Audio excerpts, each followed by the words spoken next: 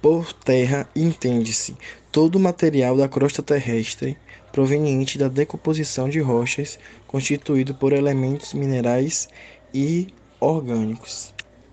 A Muralha da China é um exemplo icônico e demonstrativo das potencialidades do material. Mesmo sendo associada à construção de pedra, a sua maior extensão foi feita com terra batida, técnica construtiva que é conhecida como taipa de pilão. A terra é base de diversas técnicas construtivas, dentre as quais se destacam taipa de pilão, pau a pique, tijolos, adobe, etc. O pau a pique, também chamado de taipa de mão, era facilmente encontrado em todo o Brasil, principalmente nas casas de telha ou mesmo de sapé. As edificações construídas neste sistema construtivo, no caso das camadas populares, não dispunham de fundações ou qualquer elemento que faria a proteção da umidade do solo. Para se erguer as paredes, fincam-se na terra, a pequena distância um dos outros, esteios de madeira toscos, da grossura aproximada de um braço. Com auxílio de alguns cipós, amarram-se a estes ripas transversais muito aproximadas, e quando se completa assim uma espécie de gaiola, enche-se os intervalos com barro.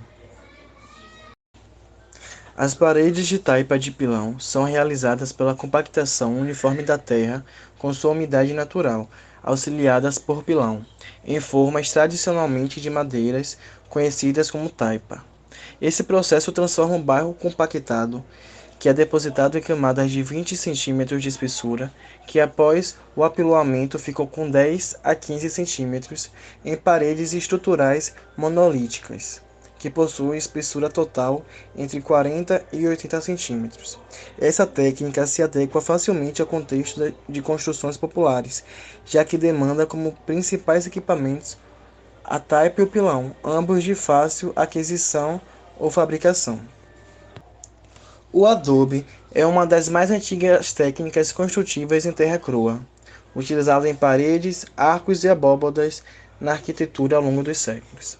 Ele consiste na moldagem, geralmente em formas de madeira, manual do barro úmido e secagem ao sol. Esse processo origina blocos de terra que, quando sobrepostos e enfiadas, compõem o aparelho de alvenaria estrutural.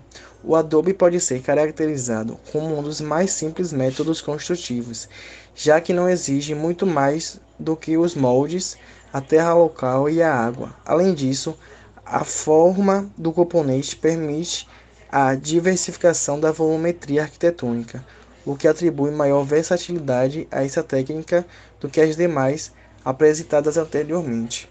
O tijolo é também um dos componentes mais conhecidos na construção civil, por isso, sua forma causa menos estranheza àqueles poucos habituados ao exercício construtivo em terra crua.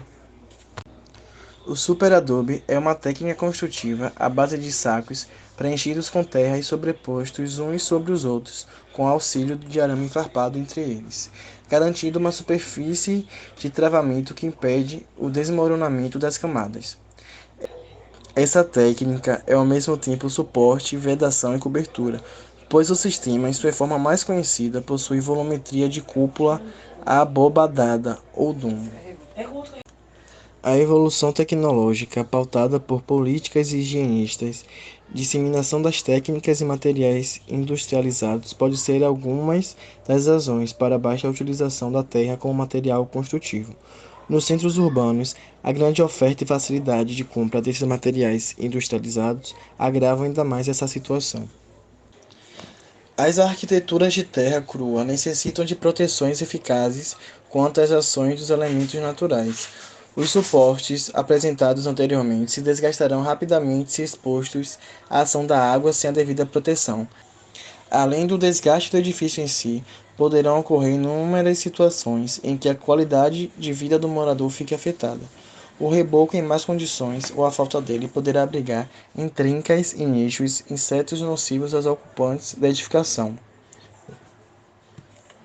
A falta de proteções contra a umidade do solo desgasta o núcleo das paredes, e poderá, antes de prejudicar o edifício, submeter os moradores a alergias e problemas respiratórios causados pelo mofo que se instala nestas regiões com excesso de umidade. Para ser considerada uma edificação bem construída utilizando a terra como material construtivo, ela precisa de fundação equipada com barreiras contra a ascensão capilar da água, cobertura com beirais alongados, argamassas de revestimento que protejam seus suportes, mas respeitando sua dinâmica higrotérmica.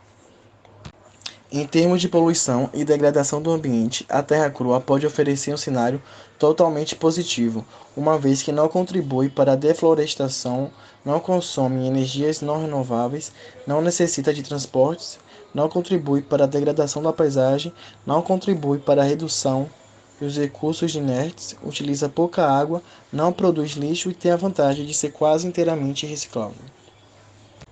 Concluindo, a Terra é um material construtivo com diversas potencialidades. Dela derivam diversos sistemas estruturais que persistem ao tempo e a eventos naturais.